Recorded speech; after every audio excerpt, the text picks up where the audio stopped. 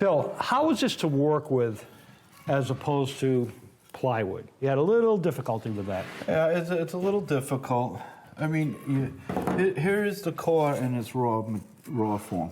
And that's fiberglass. That's all. That's a foam. It's foam. It's a piece of foam. Right. It won't melt with the resin or anything like that, and that's what it's made for. And it's got a certain density to it.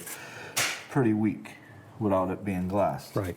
Now here's a cutoff from your top, and you're not breaking that. Yeah, I get it. Yeah. But the problem that I have... So that's a sandwiched, it's the foam sandwiched between the glass. Right. So even if you did get some moisture in the foam, which you wouldn't, it's not going to rot. No, I floated this in a bucket of water and pulled it out and used it. Okay.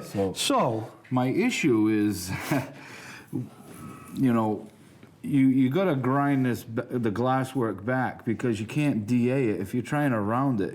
If you use a router, the router wheel eats into it.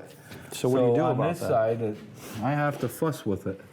So I just slightly take the grinder, and you got to be careful because you make a dig, and then you got to end up. Yeah. So again, so you can't just, if this was a piece of plywood, which we do with all of our other plywood pieces, you just router it, and you get a nice rounded edge. But on this one, if you router it, you're going to get right down into the foam. Yeah. So you have to build this up with some glass. Well, we have to cut it back with the grinder, and then I take the DA with 80 grit and I round it.